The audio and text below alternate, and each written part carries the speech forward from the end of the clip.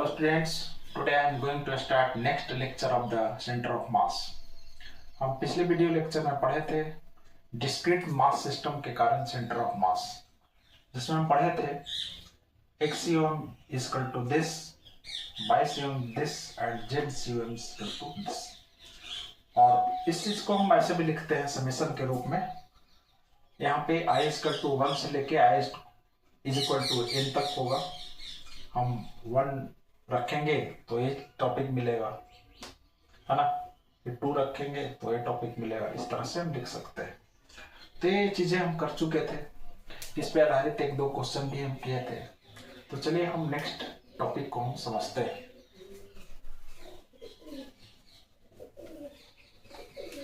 हम उस दिन पढ़े थे कि जब 2 पॉइंट मास इक्वल मास होगा और किसी पर्टिकुलर डिस्टेंस पे रखा हुआ, जैसे 2 पॉइंट मास है जिसका मास है m और m, तो इसका सेंटर ऑफ मास कहीं ना कहीं, मान लिया ये d डिस्टेंस पे है, दोनों रखा हुआ, तो बीच में होगा इसका सेंटर ऑफ मास, है ना। ये हम कैलकुलेट कर चुके थे। तो सेंटर ऑफ मास यहां से d/2 डिस्टेंस पे होगा, यहां से भी d/2 डिस्टेंस पे होगा, ठीक है। हम इस चीज को हम कह सकते हैं कि सेंटर ऑफ मास जो है यह सिमेट्रिकल लाइन पे है। अब सिमेट्री क्या है, जैसे देख लीजिए, सिमेट्री थोड़ा सा हम समझते हैं। Hello hello. तो मान लिया कि इसको हम मोड़ दें ऐसे, तो ये मास इस पे आ जाएगा।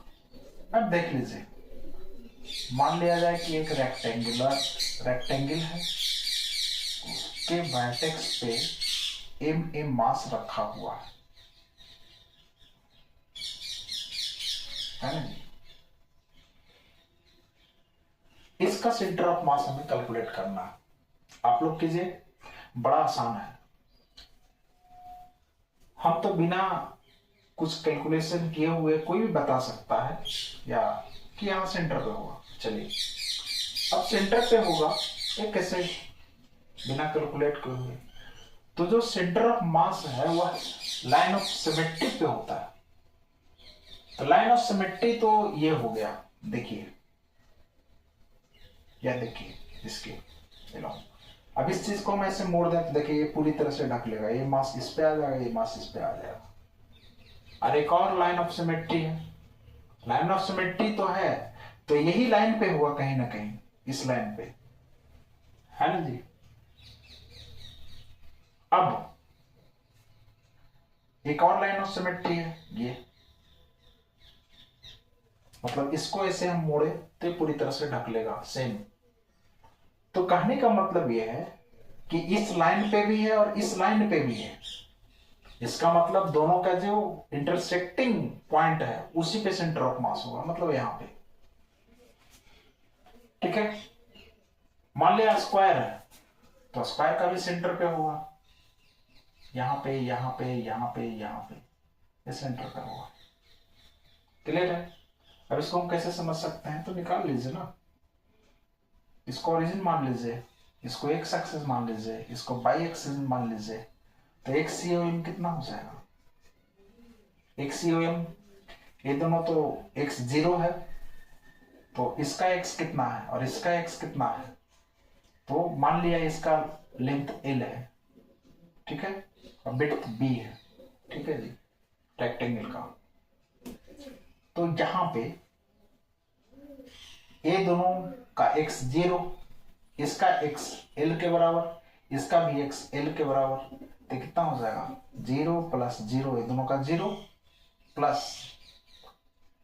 m1 x1 m2 x2 plus m3 x3 m into l plus इसका हो जाएगा m into l by m1 m2, मतलब 4 है तो 4m हो जाएगा, m1 plus m2 plus m3 plus m4, है ना, 4m हो जाएगा यहाँ पे। तो कितना आया कैलकुलेट करके, तो ml और ml 2ml by 4m is equal to l/2, l/2 है, ठीक है। तो l/2 मतलब क्या, कहीं ना कहीं इस लाइन पे मतलब ये एल है टोटल, तो ये जो डिस्टेंस है वो L/2 होगा। यहीं पे इसी लाइन पे कहीं ना कहीं होगा। अब हम 22 COM निकालना चाहेंगे, तो 22 COM कितना हो जाएगा? अब यहाँ पे देख लीजिए, ये दोनों का बाई 0 है, तो ये दोनों को हम लेंगे तो सेम चीज आएगा। अब यहाँ इसका बाई है B, इसका भी बाई B है ना? तो यहाँ पे MB plus MB by M1 plus M2 plus M3 plus M4 4M हो जाएगा।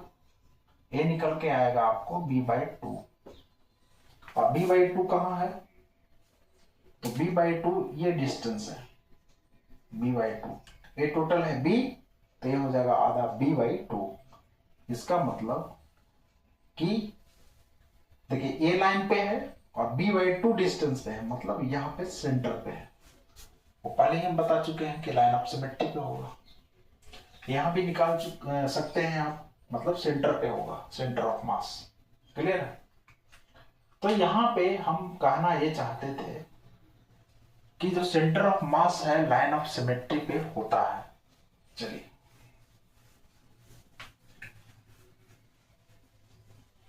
आप लोग वीडियो को पॉज करके अपना काम चलाते रहिएगा, है ना? अब मान लिया जाए कि सपोज कर लिए ट्रायंगल है ना? ट्रायंगल पे मास रखा हुआ है। अब इसको कैसे कैलकुलेट करेंगे? इसका मास है m, इसका मास है m, इसका मास है m। इसको मान लीजिए x एक्सिस, इसको मान लीजिए y axis. Line of symmetry वाला कुछ कंसेप्ट इसमें लगेगा तो लगेगा, क्या दिक्कत है? अब देखिए इस लाइन के क्या है, सिमेट्रिकल है ना? सारा साइड A है मान लिया जाए, तो A हो गया, तो इसका A/2। ठीक है, समझ में आई बात? तो ये लाइन सिमेट्रिकल है, तो इसी लाइन पे कहीं ना कहीं होगा, है ना? तो यहाँ पे XCOM इजकल टू इसी लाइन पे है, तो XCOM A/2 हो जाएगा। ये हम कैलकुलेट नहीं करते, कर भी सकते, आप कर लीजिएगा। तो ये XCOM A/2 हो गया। अब 22 COM हम निकालेंगे। 22 COM निकालने से पहले हमें ये डिस्टेंस कैलकुलेट करना होगा, ए वाली।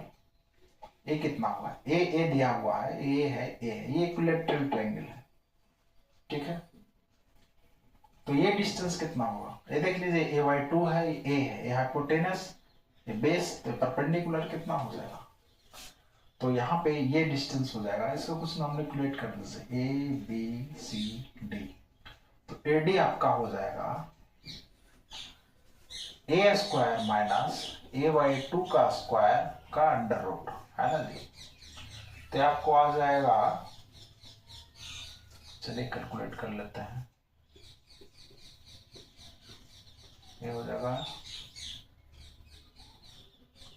√3/2, ये इतना आएगा, है ना? तो 22 COM कितना हो जाएगा? ये दोनों मास का बाई 0, इसका बाई हो जाएगा √3/2 है ना? तो 22 COM कितना हो जाएगा? इसका M1x1 ये 0 हो जाएगा, ये भी 0 हो जाएगा। तो यहाँ पे 0 + 0 plus m into √3a/2 divided by 1 2 3, 3m हो जाएगा। M1 + M2 + M3, तो 3m हो जाएगा। ये m कैंसिल, ये हो जाएगा √3/2 इंटू 3a, मतलब 1/2 √3a, इतना हो जाएगा। क्लियर है? तो यहाँ पे इसका जो सेंटर ऑफ मास होगा वह यहाँ इस लाइन पे होगा, और इस पॉइंट से बाई कितना निकल के आया हमें? तो बाई निकल के आया 2/a/2 √3, है ना? तो यहां से a/2 डिस्टेंस पे होगा सेंटर ऑफ मास। क्लियर है? तो यहाँ पे भी लाइन ऑफ सिमेट्री हमने लगा दिया है। चलिए, तो लाइन ऑफ सिमेट्री का इस्तेमाल करके हम बहुत सारे जो क्वेश्चंस है उसको बड़ा आसानी से हम सॉल्व कर लेते हैं। इसको नोट डाउन कीजिए।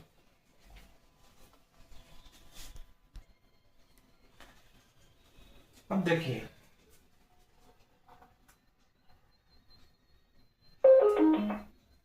हेलो हेलो हेलो हेलो,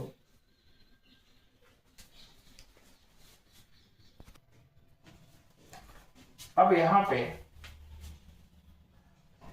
एक क्यूब है, उसके कॉर्नर पे वर्टेक्स पे कुछ ना कुछ मासेज रखे हुए हैं, और मासेज जो है एक तरीका तो यह है कि सब पे एम मास है ना।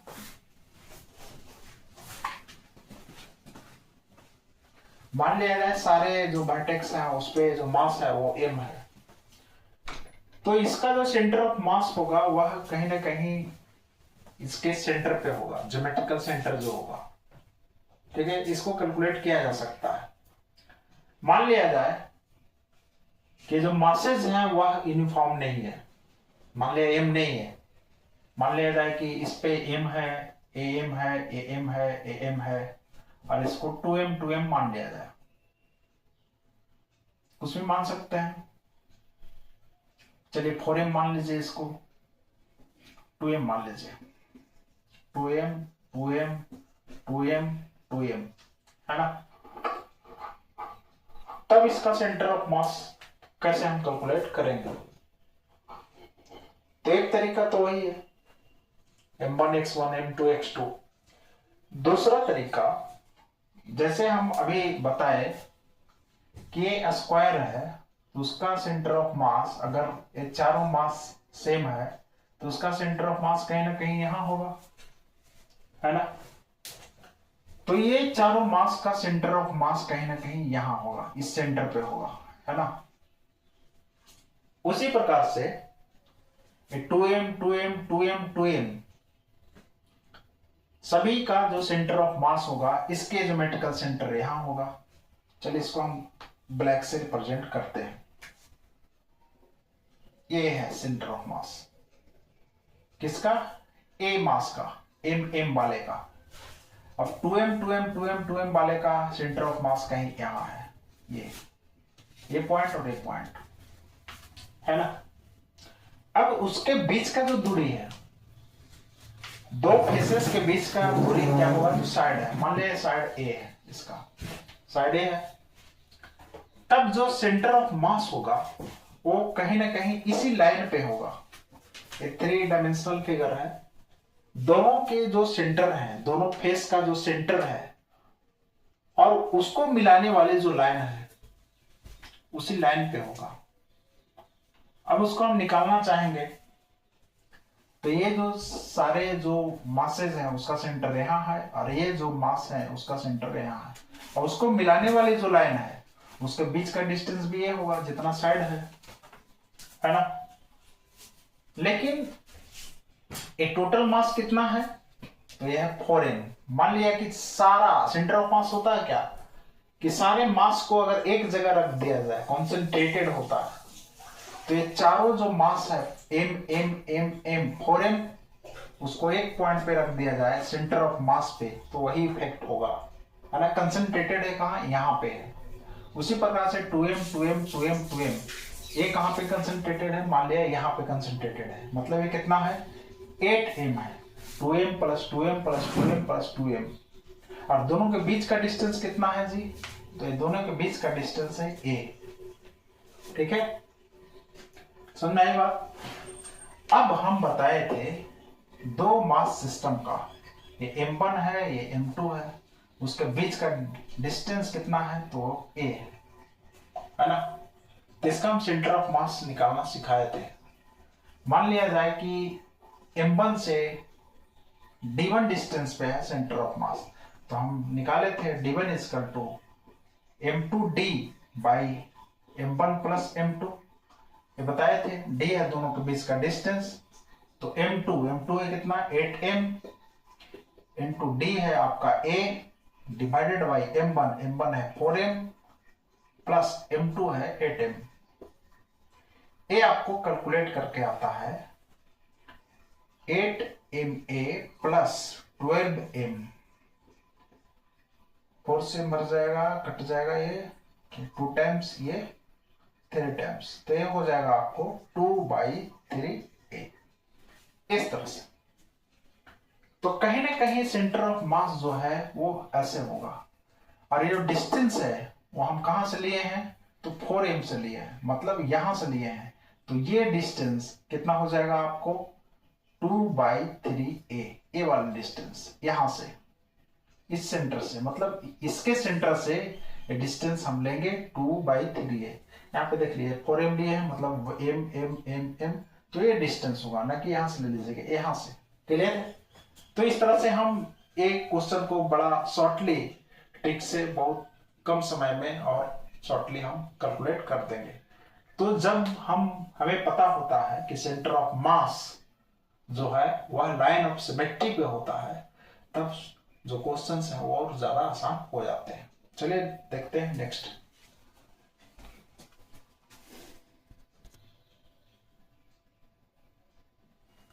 अब यहां पे मान लिया जाए कि यूनिफॉर्म मास सिस्टम है। अब हम अभी पढ़ रहे थे डिस्क्रीट मास सिस्टम, अब हम पढ़ेंगे कॉन्टिन्यूअस मास सिस्टम। यह एक कॉन्टिन्यूअस मास सिस्टम है। मान लिया जाए कि ये m मास का l लेंथ का कोई रॉड है, इसका हम सेंटर ऑफ मास निकालना चाहेंगे। अभी हम पढ़ रहे थे कि सेंटर ऑफ मास जो भी होगी वह लाइन ऑफ सिमेट्री पे होगी, यहां भी वो चीजें अप्लाई होगी। तो लाइन ऑफ सिमेट्री है कहां भाई, तो लाइन ऑफ सिमेट्री ये होगा। तो सेंटर ऑफ मास कहां होगा, तो यहाँ ये टोटल डिस्टेंस l है, तो यहां से अगर हम मेजर करें तो ये डिस्टेंस l/2 होगा। मतलब कि इस एक्सिस के अबाउट अगर हम निकालना चाहें तो उसका कोऑर्डिनेट हो जाएगा l/2, है ना, मतलब मिड पॉइंट पे होगा, कहने का मतलब। अब हम इसको कैलकुलेट कैसे करेंगे, हम अभी पढ़ क्या रहे थे, तो discrete mass system. Discrete mass system में हम पढ़ रहे थे कि पॉइंट पॉइंट पॉइंट पॉइंट, तो यह भी जो लीनियर मास सिस्टम है वह छोटे छोटे पॉइंट मास से ही बना हुआ है। मान लिया जाए कि यहां पे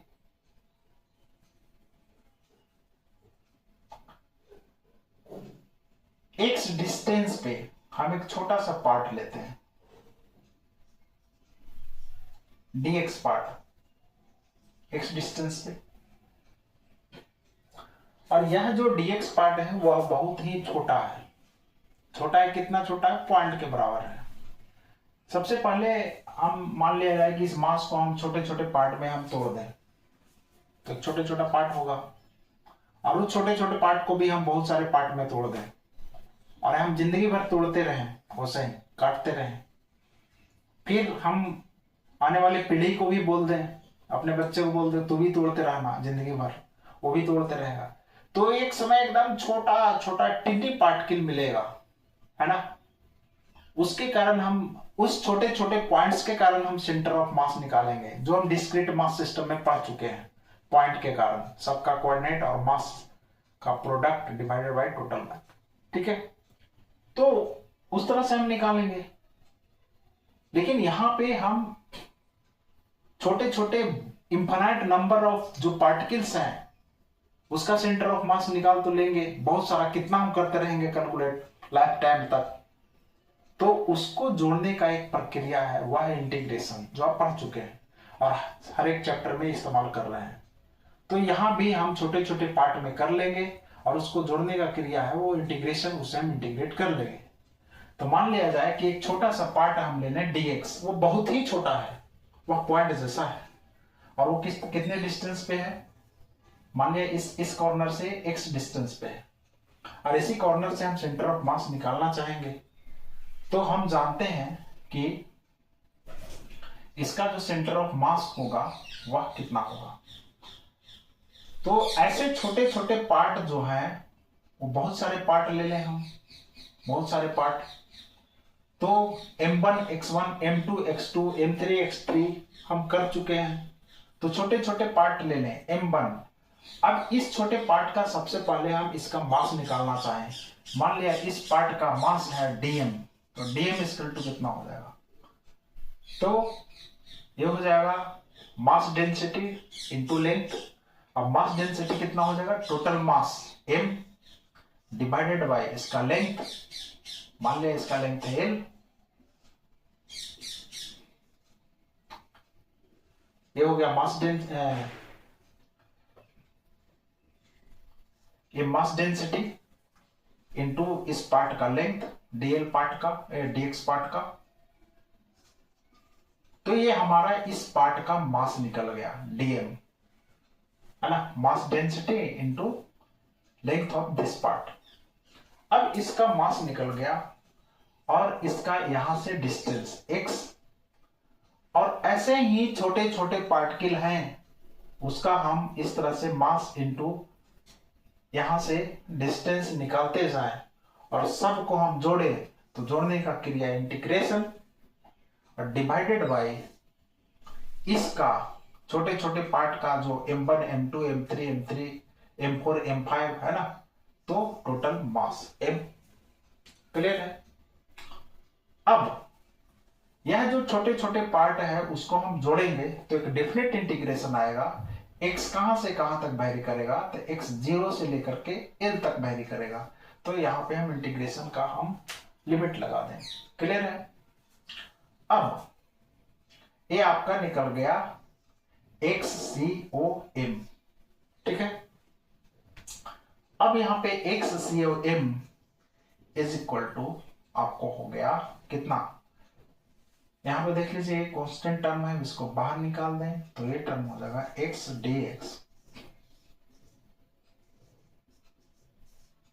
और ये m कैंसिल हो जाएगा तो हो जाएगा 1/l, और ये x का इंटीग्रेशन x² 2, और इसका हम लिमिट लगाएं 0 से l तक, तो हो जाएगा 1/l इंटू l² 2। इसको कैलकुलेट करेंगे तो आएगा l/2।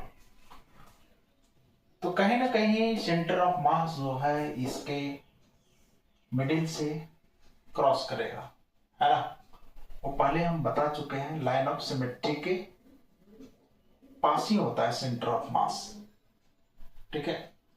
अब इस क्वेश्चन को और भी हम डिस्क्रीट कर सकते हैं कि मान लिया जाए कि ये जो कंटिन्यूअस मास सिस्टम है या वायरिंग मास सिस्टम होगा, तब उसका सेंटर ऑफ मास क्या होगा। और भी चीजें हैं, फिर और भी कंटिन्यूअस मास सिस्टम है, उसके बारे में हम सेंटर ऑफ मास पढ़ेंगे। तो इस वीडियो लेक्चर में इतना ही। तो इस वीडियो को लाइक कीजिए, शेयर कीजिए और सब्सक्राइब कीजिए, ज्यादा से ज्यादा लोगों तक पहुंचाइए।